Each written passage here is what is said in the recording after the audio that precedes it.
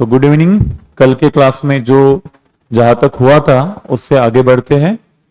तो कल के क्लास में पैरेललोग्राम लॉ पढ़ा था, उसका फॉर्मूला था R is equal to root over A square plus B square plus twice A B cos theta. पूरे के ऊपर रूट था इसलिए मैंने रूट ओवर कहा।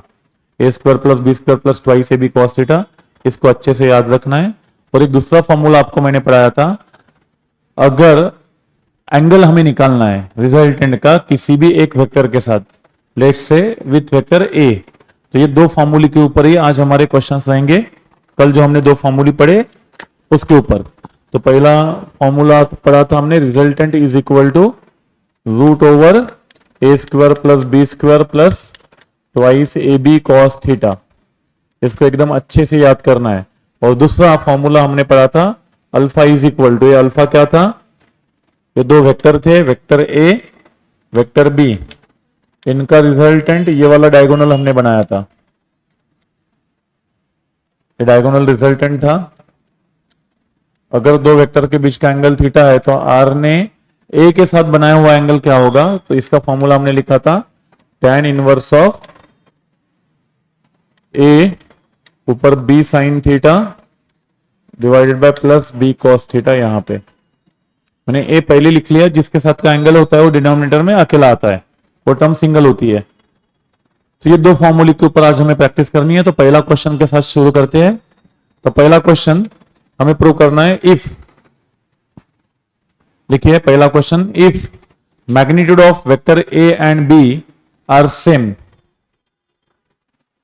If magnitude of vector A and B are same, magnitude of vector A and B are same, इसका मतलब दोनों की लेंथ सेम है, and theta is the angle between them, and theta is the angle between them, then, and theta is the angle between them, then magnitude of their resultant, then magnitude of their resultant is, then magnitude of their resultant is, हमने question की शुरुआत की क्या की थी, if magnitude of vector A bar and B bar is same and theta is angle between them, then magnitude of their resultant is. मैं आपको चार ऑप्शन दे रहा हूं। पहला option A sine theta by 2, दूसरा option A cos theta by 2, तीसरा option twice A sine theta by 2, और चौथा option twice A cos theta by 2। ये चार ऑप्शन है। चार ऑप्शन में से आपको करेक्ट ऑप्शन चुनना है। तब क्वेश्चन देखिए, समझिए। उन्होंने बोला है कि magnitude of A and B equal है, मतलब ये अगर दो वेक्टर है, ये वेक्टर ए, दोनों के बीच का एंगल थीटा है, और ये वेक्टर बी। एक बात याद रखिए, जब भी हम दो वेक्टर के बीच का एंगल गिनते हैं उनकी टेल ऐसी आपस में मिली होनी चाहिए। जैसे अगर मैंने ऐसे बनाया है वेक्टर ए, एक मैंने ट्रायंगल बनाया, ये वेक्टर बी है और ये वेक्टर सी है, ऐसे तीन वेक्टर मैंने बनाए उदाहरण के लिए, और मैंने कहा तीनों वेक्टर इक्वल है लेंथ में, लेंथ में इक्वल है, मतलब सिर्फ मैग्नीट्यूड सेम है, डायरेक्शन सेम है क्या उनकी? नहीं। तो क्या वो वेक्टर इक्वल हो सकते हैं क्या? नहीं हो सकते, सिर्फ उनके मैग्नीट्यूड सेम है। अब मैंने पूछा ए और बी के बीच का एंगल कितना है, वेक्टर ए और वेक्टर बी के बीच का एंगल कितना है? तो बच्चे बिना सोचे डायरेक्ट आंसर देते हैं 60 डिग्री। तो लोग 60 डिग्री आंसर क्यों देते हैं? सर तीनों साइड्स इक्वल है ट्रायंगल की, मतलब ऑब्वियस है कि वो इक्विलैटरल ट्रायंगल होगा, और अगर वो इक्विलैटरल ट्रायंगल होगा तो ये वाला एंगल 60 होगा, तो इसलिए 60 डिग्री आंसर दे देते हैं। बट ये ए और बी के बीच का एंगल है ही नहीं। अभी थोड़ी देर पहले का आपको मेरा सेंटेंस अगर याद है तो मैंने क्या कहा था, दो वेक्टर के बीच का एंगल जब हम गिनते हैं तो दोनों की पूंछ आपस में मिली होनी चाहिए, ये बोला था। क्या यहाँ पे पूंछ मिली है क्या ए और बी की? ए का हेड जहां पे खत्म हुआ, मतलब ए जहां पे खत्म हुआ वहां से बी शुरू हुआ है, तो फिर अगर दोनों के बीच का एंगल क्या होगा, तो मुझे ए को उठा के आगे रखना पड़ेगा। ए को उठा के मैं यहां पे रख सकता हूं। हमने लिखा है parallel translation of vector does not bring any change in it, तो मैं इसको ऐसा उठा के आगे रख सकता हूं। तो अब ये ए और बी के बीच का ये वाला एंगल थीटा है। बोलिए मुझे ए और बी के बीच का एंगल कितना अभी 120 डिग्री। तो ये बात याद रहेगी हमेशा के लिए, जब भी हम दो वेक्टर के बीच का एंगल गिनते हैं उनकी टेल आपस में मिली हुई होनी चाहिए, समझे। तभी अपने क्वेश्चन पे आते हैं। तो ये दो वेक्टर है, इनके मैग्नीट्यूड सेम दिए है मुझे और रिजल्टेंट का मैग्नीट्यूड पूछा है। मेरे पास फॉर्मूला है resultant is equal to root over A square plus B square plus twice A B cos theta. अब क्वेश्चन में गिवन है ए और बी इक्वल है, मैग्नीट्यूड इक्वल है, मतलब A equals to B given है। तो मैं बी के जगह ए लिख सकता हूं क्योंकि ऑप्शन में बी कहीं नहीं आया, ऑप्शन में सिर्फ ए है। तो मतलब मुझे बी यहां से हटाना पड़ेगा, तो जहां जहां बी है उसकी जगह ए लिखना पड़ेगा। क्यों ऐसा किया समझे, क्योंकि ऑप्शन में बी नहीं है। तो यहां पे ये हो जाएगा A square plus twice A cos theta. और इसका रीजन अगर आप लिखना चाहते हो तो as A equals to B, ये गिवन है, एज गिवन है ए इक्वल्स टू बी। तो ये A square plus A square क्या होगा ट्वाइस ए स्क्वायर, ये भी क्या होगा twice A square cos theta. Twice A square common निकालिए, ट्वाइस ए स्क्वायर अगर कॉमन निकाला तो यहां पे बचेगा 1 प्लस कॉस थीटा। और ये 1 प्लस कॉस थीटा, इसका कल मैंने फॉर्मूला लिख के दिया था, मैंने कहा था 4 फॉर्मूले याद करने हैं। मैं नए बच्चों को पूछ रहा हूं, पुराने वालों को नहीं पूछ रहा हूं। हाँ बोलो 1 प्लस कॉस थीटा, मग रोजचा अभ्यास करावा लागेल, असं मुंडी हलवून नाही चालणार, मी नाही जा म्हणून। हा बाबा सांग रे बाबा, तुझं नाव विसरलो मी। हा अथर्व सांग 1 प्लस कॉस थीटा काय लिहिलं होतं आपण काल, 2 कॉस स्क्वायर थीटा बाय 2, बराबर ना। 2 कॉस स्क्वायर थीटा बाय 2 मतलब ये twice A square 2 cos square theta by 2, square root के बाहर 2 आया, ए आया और ये कॉस थीटा बाय 2। जो थीटा बाय 2 है वो सिर्फ थीटा को डिवाइडेड है, तो कौन सा आंसर रहेगा आपका twice A cos theta by 2, option D आपका करेक्ट आंसर है। चलो नोट डाउन कीजिए ये क्वेश्चन, फिर अगले क्वेश्चन की तरफ चलेंगे।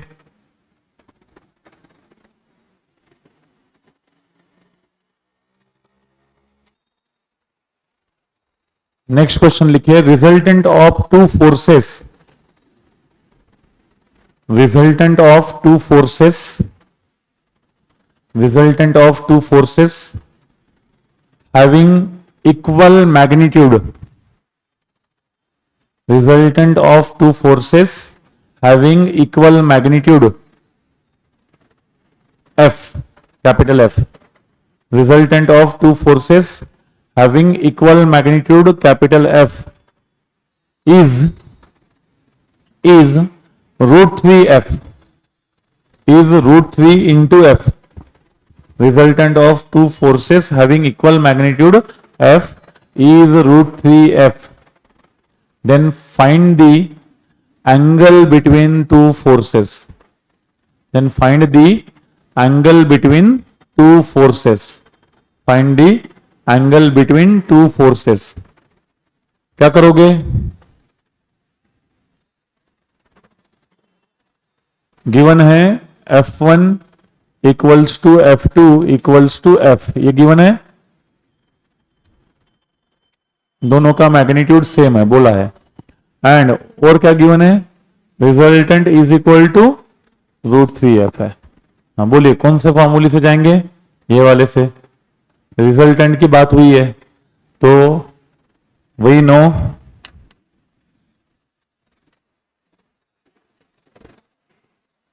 रिजल्टेंट इज इक्वल टू, अगर वेक्टर ए और बी है तो ये फॉर्मूला।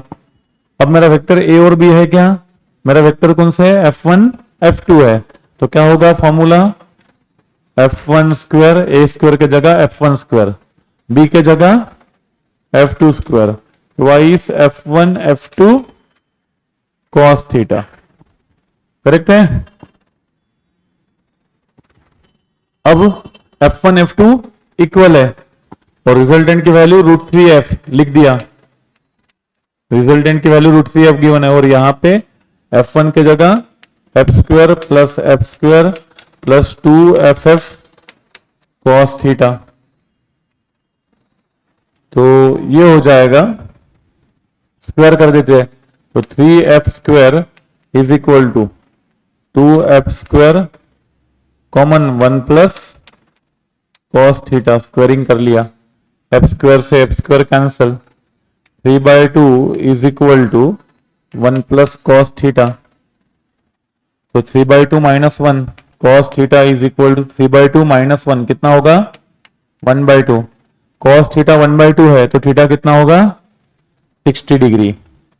तो theta is equal to 60 degree, मतलब दो फोर्सेस के बीच का एंगल कितना होगा 60 डिग्री एंगल होगा। चलो नोट डाउन कीजिए।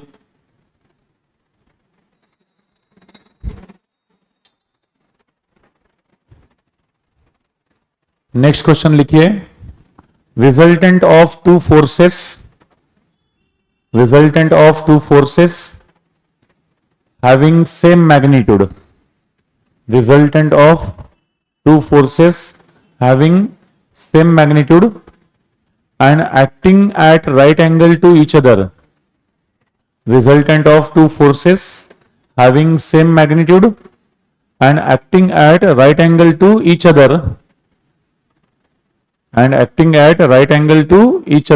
is 1410 Newton, 1410 Newton. Resultant of two forces having equal magnitude and acting at right angle to each other is 1410 Newton.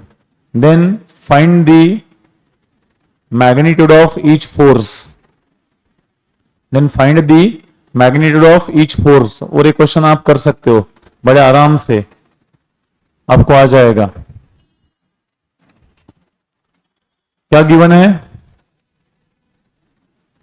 दोनों फोर्सेस इक्वल मैग्नीट्यूड के है, मतलब यहां पे भी F1 is equal to F2 है, उसको मैंने F कह दिया से, एंड रिजल्टेंट कितना दिया है 1410 न्यूटन, और एंगल कितना है दोनों के बीच का 90 degree, acting at right angle बोला है। तो अब क्या बचा ही क्या है, बहुत आसान क्वेश्चन है।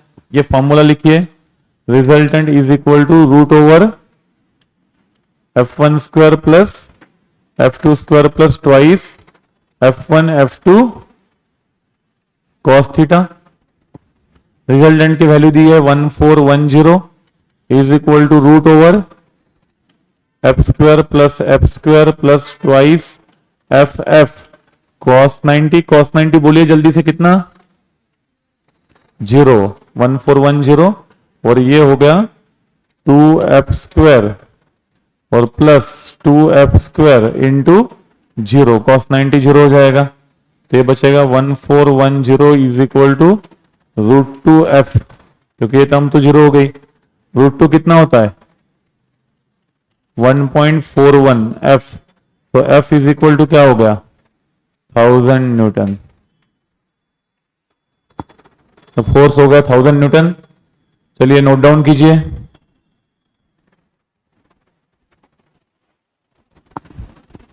अगला क्वेश्चन क्या नंबर पे आएगा, चौथे नंबर पे आएगा। तो क्वेश्चन 4, इफ लिखिए, if vector A plus vector B is equal to vector C, if A plus B equals to C and magnitude of A bar is equal to magnitude of B bar is equal to magnitude of C bar, then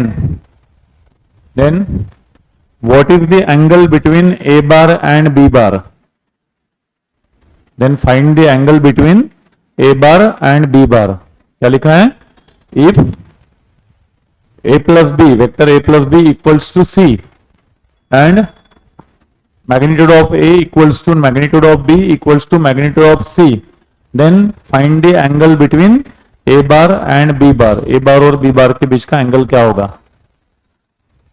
तो यहां पर resultant कौन सा है, सी है।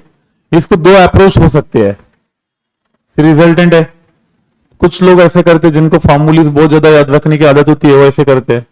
Resultant is equal to, resultant को बोल देंगे C is equal to root over A square plus B square plus twice A B cos theta. But A B C तीनों इक्वल है, तो मैं सी के जगह पे भी ए लिख सकता हूं। ए के जगह ए ही रखा, बी के जगह ए ही रखा, twice A cos theta. Square कर लिया तो ये A square is equal to 2a square 1 plus cos theta. A square से ए स्क्वायर कैंसल, तो ये हो जाएगा 1/2 is equal to 1 plus cos theta. So cos theta is equal to 1 minus 1/2, तो cos theta is equal to half हो गया। तो theta is equal to कितना, तो लोग 60 डिग्री आंसर देके चले जाते हैं। बट एक बात याद रखिए, एक वैल्यू 2 बार आती है, यहां पे आंसर 60 डिग्री गलत हो जाएगा। कैसे गलत हो जाएगा? कॉस का ग्राफ याद कीजिए, मैंने आपको मैथमेटिकल फिजिक्स में पढ़ाया था। कॉस का ग्राफ ट्रिग्नोमेट्री में पढ़ाया वो। अगर मैं कॉस थीटा का ग्राफ देखता हूं तो 1 से शुरू होके 0 की तरफ आता है, फिर -1 की तरफ जाता है और फिर इधर आता है ना? तो कभी कभी आंसर गलत भी हो सकता है, इसलिए सोच लेना। तो हाफ वैल्यू 2 बार आएगी, एक यहां पे आएगी और एक यहां पे आएगी। ये 90 होता है, ये 180 होता है और ये 270 होता है। तो आपको एक बात तो मालूम है कि यहां पे वैल्यू आएगी, तो ये वैल्यू, ये वाला एंगल कौन सा होगा? 60 होगा, क्योंकि cos 60 हाफ सबको पता रहता है, फर्स्ट क्वाड्रेंट की वैल्यू सबको याद रहती है। तो 90 के पहले 30 डिग्री, 90 के पहले 30 डिग्री 60 होता है, तो 90 के पहले 30 डिग्री ऐसा। तो 90 के पहले सिमेट्री के हिसाब से देखोगे तो 270 के बाद भी हो सकता है। तो 90 के 30 पहले, तो यहां पे 270 के 30 बाद में, तो क्या होगा? 300 भी एक पॉसिबल वैल्यू है। कुछ कहना चाह रहे हो? -1/2 आता है, गलत हो गया मेरा। चलो देखते हैं कहां गलती होगी, हो सकती है। कॉस थीटा इधर रखा, ये 1, ये यहां पे गलती हो गई, -हाफ आना चाहिए, यहां पे गलती होनी चाहिए, हो सकती है। तो ये 1 माइनस 1/2 ऐसा लिख दिया था मैंने, एक्चुअली होगा क्या, ये 1 इधर माइनस में आएगा, तो 1/2 -1, तो ये -हाफ होगा। तो -हाफ वैल्यू इधर नहीं मिलेगी। देखो +हाफ वैल्यू 2 बार मिलती है, ये याद रखना, ट्रिग्नोमेट्री रिवाइज कर रहा हूं। +हाफ वैल्यू 60 पे मिलती है, 300 पे मिलती है। तो जब ऐसा आ जाता है cos theta is equal to half आ गया होता, तो दोनों पॉसिबल आंसर थे, 60 और 300। 60 और 300 क्यों? क्योंकि देखो दो वेक्टर के बीच में इधर से एंगल 60 होगा, तो दूसरी तरफ से कितना होगा? 300 होगा। इसकी जरूरत नहीं है, बस ये मैं आपको रिवाइज करने के लिए बोल दिया। अब -हाफ कहां पे आती है value? cos theta is equal to -half.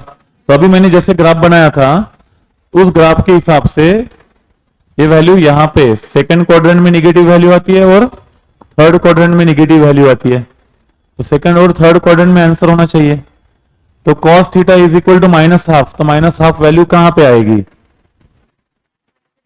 120 पे आएगी। अगर डिसाइड नहीं कर पाए तो इससे ही डिसाइड कर लो। अगर आपको तकलीफ हो रही है डिसाइड करने में, तो देखो ये ऐसा ग्राफ बनाओ, सिमेट्री से डिसाइड करना आसान होता है। ये कॉस का ग्राफ है। मैथमेटिकल फिजिक्स के लेक्चर में अगर आपको नए ज्वाइन किए हो और आपको नहीं पता ये ग्राफ, तो कहां पे देखोगे? ट्रिग्नोमेट्री का लेक्चर में आएगा, 4 लेक्चर के वीडियो यूट्यूब पे अवेलेबल है। तो ये 1 होता है और ये क्या होगा? -1। cos theta lies between 1 to -1। ये हाफ वैल्यू यहां पे, तो -हाफ वैल्यू यहां पे। देखिए अभी ये 90 डिग्री है, हाफ यहां पे आएगा और -हाफ यहां पे आएगा। ये कर्व देखो यहां से यहां सिमेट्रिक कर्व है। सिमेट्रिक है मतलब जैसे ऊपर था वैसे ही नीचे। तो 90 से इधर कितना आना पड़ेगा आपको?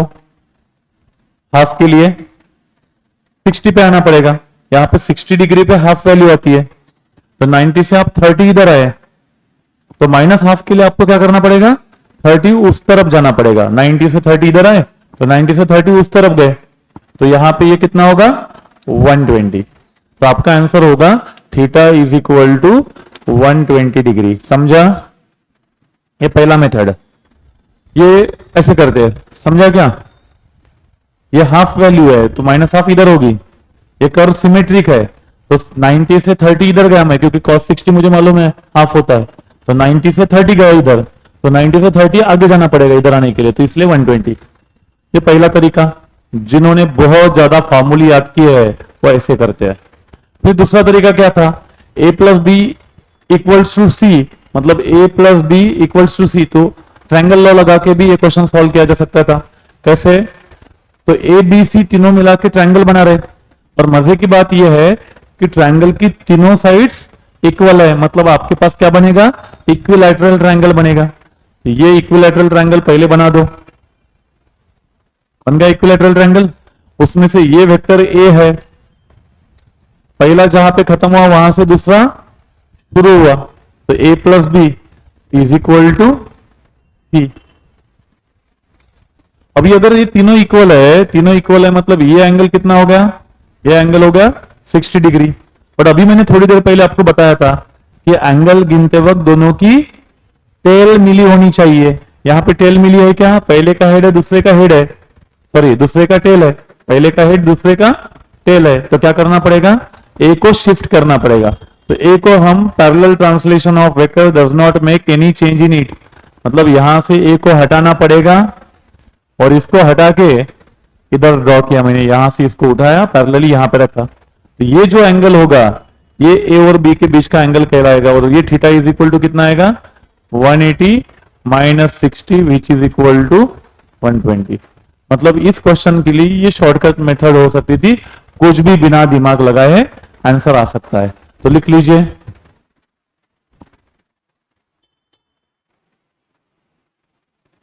अगला क्वेश्चन लिखिए, resultant of A bar and B bar, resultant of A bar and B bar is perpendicular to, resultant of A bar and B bar is perpendicular to A bar, is perpendicular to a bar. Again,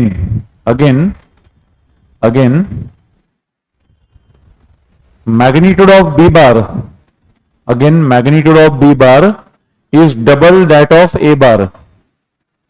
Again magnitude of b bar is double that of a bar. Again magnitude of b bar is double that of a bar.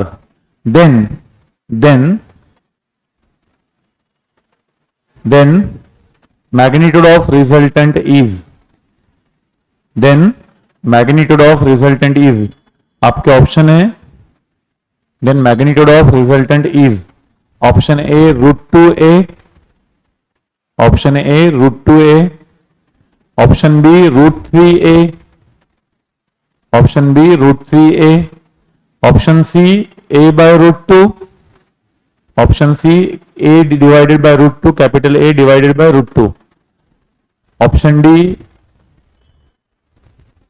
√2a by 3, √2 into a capital A divided by 3। ऐसे चार option मैंने आपके लिए बना दिए हैं। अब देखिए क्वेश्चन क्या कह रहा था, अभी अगर हम डायरेक्ट ऐसा जाने से अच्छा ना ट्रायंगल लॉ का यूज किया तो ज्यादा जल्दी से समझता है। जैसे अभी हमने यहाँ पे दो मेथड किए थे, तो दो मेथड में फॉर्मूले से जाओ तो आप यहाँ पे ट्रिग्नोमेट्री में आके फंसते हो। तो ट्रिग्नोमेट्री से अगर आपको छुटकारा चाहिए तो यहाँ पे जो सबसे आसान तरीका, अभी ये भी क्वेश्चन दो मेथड से किया जा सकता है, बट वो पहला वाला मेथड मैं नहीं करूंगा। जो मेथड बाद में हमें एंट्रेंस में करना नहीं है, हमें फास्ट रहना है, ये मेथड फास्ट है, तो क्यों हम फालतू फोकट में उन मेथड की प्रैक्टिस करें जो हमारा टाइम कंज्यूम करने वाले हैं। तो जब भी ऐसे क्वेश्चन आते हैं तो सबसे पहले क्या करो, ट्रायंगल बना के, ट्रायंगल लॉ लगा के आप थीटा निकालने की कोशिश करो, जिससे कि थीटा जल्दी निकलता है। जैसे क्वेश्चन में क्या बोला है, ए बार और बी बार इनका रिजल्टेंट किसको परपेंडिकुलर है, पढ़ो पढ़ो पढ़ो, लाइन पढ़ो। ए बार एंड बी बार इसका रिजल्टेंट बी बार को परपेंडिकुलर है, तो मैं क्या करूंगा, ए बार को परपेंडिकुलर है, तो मैं बनाते वक्त ही ए बार ऐसे बनाया और उसका रिजल्टेंट पहले बना लेता हूं जो कि उसको परपेंडिकुलर दिखा देता हूं। एज पर क्वेश्चन मैं डायग्राम बना रहा हूं जिसने बोला है resultant of A bar and B bar is perpendicular to A bar, बना लिया मैंने। अब अगर वो रिजल्टेंट है मतलब क्या है, यहां से बी यहां तक जा रहा होगा तभी तो ट्रायंगल लॉ लगेगा। वेक्टर ए जहां पे खत्म हुआ, बाद में लिखना बेटे, पहले इधर ध्यान दे दो, फिर चुका ध्यान गई जान। हाँ, आप हाईवे पे पढ़ते हो कि नहीं पढ़ते हो, हर जगह लिखा होता है चुका ध्यान गई जान। अगर आप लिखने में अपना कंसंट्रेशन डिवाइड करोगे तो इधर समझने में मुश्किल हो जाएगा। तो मैं समझ दे रहा हूं ना आपको लिखने के लिए, तो पहले समझ लो पूरा। तो resultant of A bar and B bar is perpendicular to A bar, मैंने पहले रिजल्टेंट परपेंडिकुलर बना लिया यहां पे। अब जैसे रिजल्टेंट बनाया तो मैंने ए जहां पे खत्म हुआ वहां से एक वेक्टर बनाया रिजल्टेंट तक, तभी जाके ट्रायंगल लॉ पूरा होगा, क्योंकि पहला वेक्टर जहां पे खत्म हुआ वहां से दूसरा शुरू होना चाहिए। पहले का टेल दूसरे का हेड, इनको जोड़ने वाला वेक्टर रिजल्टेंट वेक्टर होता है, बराबर। तो मैंने वो रिजल्टेंट तो दिया हुआ था, पहले बना दिया था, तो अभी मैंने बी भी बना लिया। और क्वेश्चन में क्या गिवन है, और गिवन है, हाँ बोलिए गिवन क्या है, हाँ जल्दी से। हाँ, magnitude of B is double that of A, तो गिवन है B is equal to twice A, ये चीज गिवन है। अब ए और बी के बीच का एंगल कौन सा होगा, ये वाला कि ये वाला, ये वाला एंगल होगा, ये ए और बी के बीच का होगा, क्योंकि अभी का रूल थोड़ी देर पहले बताया कि जब भी हम ए और बी के बीच का एंगल देखते हैं तो उनके पूछ मिले होने चाहिए, टेल मिलनी चाहिए, तो ए को उठा के मुझे आगे रखना पड़ेगा, तभी जाके ये दोनों के बीच का एंगल होगा।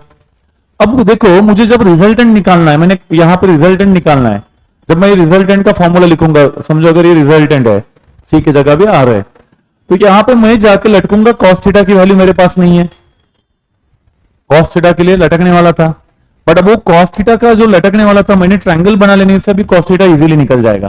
कैसे कॉस थीटा इजीली निकलेगा, ये वाला एंगल कितना होगा 180 माइनस थीटा होगा। अब देखिए मुझे ए और बी में रिलेशन दिया हुआ है, ए क्या है इस 180 माइनस थीटा के लिए एडजेसेंट साइड है, और बी क्या है हाइपोटेनस है। एडजेसेंट साइड और हाइपोटेनस में रिलेशन बनाना है तो कौन सा ट्रिग्नोमेट्रिक रेशियो काम में आएगा, कॉस। अपोजिट और हाइपोटेनस में बनाना है तो साइन, अपोजिट और एडजेसेंट में बनाना है तो टैन। तो यहां पे कौन सा काम में आएगा, मुझे ए और बी में रिलेशन दिया है तो इनके बीच में अगर मुझे कोई रेशो काम में आता है तो कौन सा रेशो काम में आएगा, कॉस। तो इन figure cos theta equals to, क्या लिखूं मैं, कॉस थीटा नहीं लिखना पड़ेगा, कॉस 180 माइनस थीटा लिखना पड़ेगा, ये वाला cos 180 minus theta is equal to, इसके लिए एडजेसेंट साइड कौन सी ए, तो एडजेसेंट साइड ए, हाइपोटेनस कौन सा बी, तो ये हो जाएगा ए बाई बी। अब कॉस 180 माइनस थीटा उसके लिए अभी ट्रिग्नोमेट्री काम में आएगी, इसलिए 2 दिन से चिल्ला चिल्ला के बोल रहा हूं कि वीडियोस देखिए, कंप्लीट कीजिए, जितना फास्ट कंप्लीट करते नए स्टूडेंट्स के लिए। 180 माइनस थीटा कौन से क्वाड्रेंट में आता है, सेकंड क्वाड्रेंट में, सेकंड क्वाड्रेंट में कॉस नेगेटिव आता है तो ये आ जाएगा minus. Add sugar to coffee, second quadrant में शुगर, शुगर यानी साइन पॉजिटिव आता है, साइन पॉजिटिव आया मतलब साइन का इनवर्स कोसेक पॉजिटिव आएगा, कॉस क्या आएगा नेगेटिव आएगा, तो नेगेटिव लिख दिया। 90 और 270 वाली फॉर्मूलीज में हम साइन का कॉस, कॉस का साइन लिखते हैं, 180 वाली फॉर्मूली में हम कॉस का कॉस ही लिखते हैं, ये हो जाएगा कॉस थीटा और is equal to A by B. So cos theta is equal to minus A by B. मैंने यहां पे क्या किया, ये जो रिजल्टेंट के फॉर्मूले में कॉस थीटा लगने वाला है वो पहले ही निकाल के रख दिया ट्रायंगल बना के। तो यहां पे जहां पे आपको ट्रायंगल बनाना पॉसिबल है वहां पे ट्रायंगल बना लीजिए, तो ट्रिग्नोमेट्री से बहुत सारी छुट्टी हो जाएगी, नहीं तो मेथड बहुत कॉम्प्लिकेटेड बनेगा ना। हो आपको निकालना क्या था, रिजल्टेंट निकालना था, तो resultant is equal to root over A square plus B square plus twice A B cos theta. अभी ऑप्शन पे एक नजर मारिए, ऑप्शन में आपको ए दिया हुआ है कि बी दिया हुआ है, हमारी नजर हमेशा लक्ष्य पे बनी होनी चाहिए। जैसे अर्जुन को सिर्फ पैरेट की आग दिख रही थी, याद है ना वो द्रोणाचार्य अर्जुन का किस्सा, हर एक को बुलाते हैं द्रोणाचार्य, कौरवों को, सबको, बोले क्या दिख रहा है आपको? तो आपका लक्ष्य जब तक आपके डेस्टिनेशन पे लक्ष्य नहीं रहेगा, आप हमेशा गड़बड़ करोगे। तो यहां पे ऑप्शन में आपके ए है कि बी है? ए है, बी नहीं है, तो बी का हमें इंतजाम करना पड़ेगा। बी का इंतजाम कैसे करेंगे? ऑलरेडी गिवन है, बी के जगह क्या लिख सकते हैं? ट्वाइस ए लिख सकते हैं। तो ये हो जाएगा ए स्क्वायर, बी के जगह ट्वाइस ए का whole square, twice A, B के जगह ट्वाइस ए। और अब कॉस थीटा के जगह, कॉस थीटा में मैंने एक इक्वेशन 2 लिखना चाहिए था, इक्वेशन 2 में मैंने कॉस थीटा की वैल्यू निकाल के रखी है, कितनी है? Minus A bye B. ये बी मतलब minus A bye B, B मतलब ट्वाइस ए था, यहां पे करके रखना चाहिए था, माइनस ए बाय बी के जगह ट्वाइस ए कट गया, कितना रह गया? माइनस हाफ, बराबर। तो कॉस थीटा की वैल्यू हमने कितनी निकाल के रखी थी? माइनस हाफ, इस पे लिख दो माइनस हाफ। अब 2 से 1 2 चला गया, ये होगा ए स्क्वायर प्लस 4 ए स्क्वायर, कितना? 3 ए स्क्वायर कि 5 ए स्क्वायर? 5 ए स्क्वायर। और ये माइनस साइन से मल्टीप्लाई होगा तो माइनस आगे आएगा, 2a इंटू ए, तो minus 2a square. 5a square minus 2a square कितना आएगा? 3a square. तो 3a स्क्वायर बाहर आएगा तो √3a। समझा? चलो अब नोट डाउन कीजिए। इफ रिजल्टेंट ऑफ, अगला क्वेश्चन लिखना है हमें, if resultant of two vector a bar and b bar is r bar, if resultant of two vector a bar and b bar is r bar, resultant of two vector a bar and b bar is r bar. Now if magnitude of b bar, now if magnitude of b bar is double, now if magnitude of b bar is double, then new resultant, bracket में लिख दो r dash bar. Now if magnitude of b bar is double, then new resultant bracket में क्या लिखा? r dash bar is perpendicular to, then new resultant r dash bar is perpendicular to a bar, is perpendicular to a bar, is perpendicular to a bar. Then magnitude of r bar is, then magnitude of r bar is, then magnitude of r bar is, आपके लिए 4 option दे रहा हूं। पहला option A, दूसरा option B, तीसरा option A minus B, और चौथा option A plus B. Then magnitude of R bar is, और ये 4 ऑप्शन।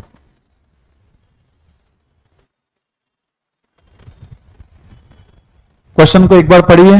देखो आपको बोला गया था ए और बी का रिजल्टेंट जो है वो आर है।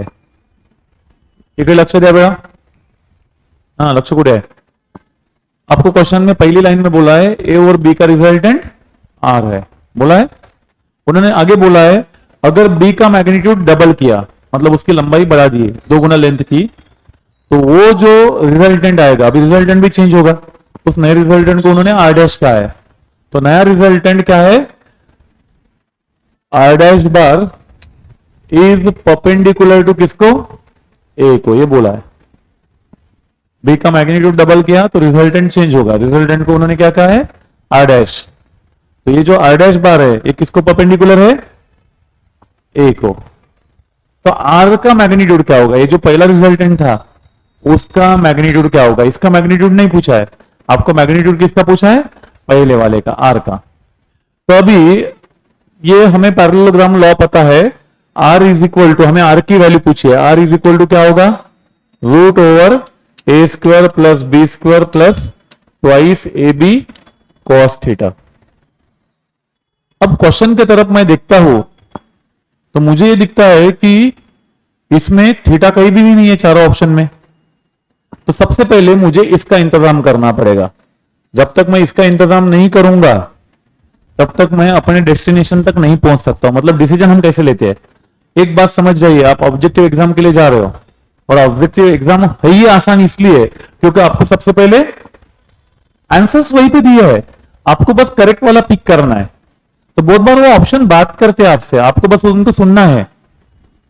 बराबर, क्या सुनना है, इधर थीटा नहीं है तो सबसे पहले इधर का थीटा गायब करना है।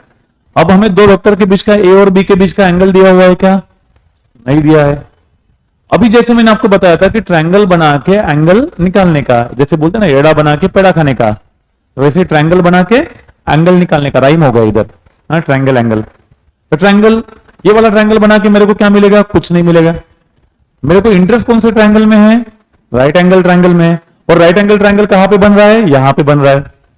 जो सेकेंड सेंटेंस आपके क्वेश्चन का था कि R dash is perpendicular to A bar, तो ये जो सेकंड कंडीशन है ये वाली, ये आपको ट्रायंगल राइट एंगल ट्रायंगल बनेगा और यहां से थीटा निकालना आसान हो जाएगा।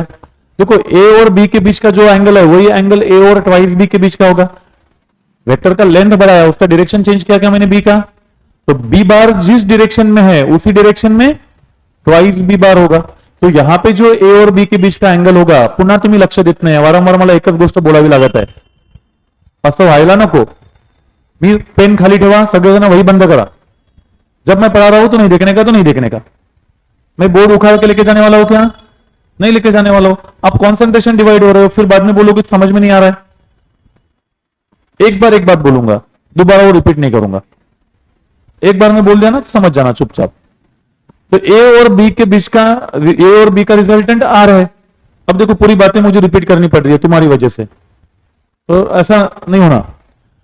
ए और ट्वाइस बी का, ए और बी के बीच का एंगल थीटा है, तो ए और ट्वाइस बी के बीच का भी एंगल थीटा ही होगा, क्योंकि ट्वाइस बी का डायरेक्शन आपने नहीं चेंज किया। ट्वाइस बी सिर्फ आपने उसको लंबाई बढ़ा दी, वेक्टर का लेंथ बढ़ा, वेक्टर की डायरेक्शन चेंज नहीं हुई। तो ए और बी के बीच का जो एंगल है वही ए और ट्वाइस बी के बीच का एंगल है। तो जो कॉस थीटा की वैल्यू निकालने के लिए ये पहली कंडीशन से ज्यादा अच्छी सेकंड कंडीशन है, क्योंकि हमेशा राइट एंगल ट्रायंगल में ट्रिग्नोमेट्री लगती है। तो राइट एंगल जहां से बन रहा है वो वाला ट्रायंगल बनाइए, तो यहां पर से ट्रायंगल बन सकता है जैसे उसने दिया है। अब मैं जो कुछ भी कर रहा हूं वो कर रहा हूं टू फाइंड थीटा। थीटा निकालने के लिए ये नाटक चल रहा है अभी मेरा पूरा। तो अब मुझे दिया गया है कि R dash is perpendicular to A bar. तो आर डैश जो है मैं पहले बनाया आर डैश, और ये किसको परपेंडिकुलर है, ए को। तो ए बार को मैंने परपेंडिकुलर पहले बना लिया, अकल नहीं लगाई। ये गिवन था क्वेश्चन में कि new resultant is perpendicular to A bar. और ये न्यू रिजल्टेंट कब बना था, जब ए में आपने ट्वाइस बी ऐड किया था। मतलब ये जो वेक्टर होगा, ये वेक्टर कौन सा होगा, बी होगा कि ट्वाइस बी होगा, ट्वाइस बी वेक्टर होगा ये, तब जाके ये आर डैश बना। बराबर। अब ए और बी के बीच का एंगल कौन सा होगा, ये नहीं होगा, कौन सा एंगल होगा, ये वाला एंगल होगा थीटा।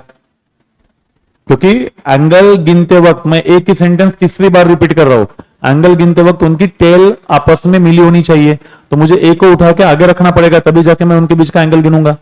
अब ये एंगल थीटा है, तो ये एंगल कितना होगा, 180 माइनस थीटा होगा। करेक्ट है। अब यहां पे ट्रिग्नोमेट्री लगाई जा सकती है। कहां पे मुझे कौन सी वैल्यू निकालनी है, कॉस थीटा की। तो मैं यहां पे इस ट्रायंगल में कॉस थीटा लगाऊंगा। कॉस थीटा है क्या मेरे पास, नहीं लग सकता, मुझे क्या लगाना पड़ेगा, कॉस 180 माइनस थीटा निकालना पड़ेगा ट्रायंगल से, इस ट्रायंगल से। कॉस मतलब एडजेसेंट अपॉन हाइपोटेनस। तो एडजेसेंट है ए और हाइपोटेनस है ट्वाइस बी। अब मुझे मैग्नीट्यूड चाहिए, मुझे डायरेक्शन से कोई लेन देन नहीं है। तो एडजेसेंट है ए, हाइपोटेनस है twice B. Cos 180 minus theta, अभी थोड़ी देर पहले किया था, कॉस 180 माइनस थीटा क्या होता है, माइनस कॉस थीटा होता है। तो ये हो जाएगा minus cos theta is equal to A by twice B. तो cos theta is equal to क्या हुआ, minus A by twice B. अब ये कॉस थीटा की वैल्यू जिसका मुझे इंटरेस्ट था उसको मैं इक्वेशन 1 में पुट करूंगा। Put this value in equation 1, equation 1 में अगर ये वैल्यू पुट करेंगे तो r is equal to root over A square plus B square plus twice A B, cos theta की जगह minus A by twice B, ये b से b cancel, 2 से 2 कैंसल, तो क्या हुआ ए स्क्वायर और ये वाला हो जाएगा minus A into A, minus A square हो जाएगा, तो ये बचेगा क्या सिर्फ बी स्क्वायर और resultant is equal to B. और इस तरीके से आपका कौन सा ऑप्शन सही है, आंसर 2 करेक्ट है। तो आज की क्लास यहीं पे खत्म करते हैं। अब आराम से लिखना, कोई बोर्ड में घर पे नहीं लेके जा रहा हूं, उखाड़ के आराम से कंप्लीट करो। आज के लिए इतना ही, बाय बाय, थैंक यू।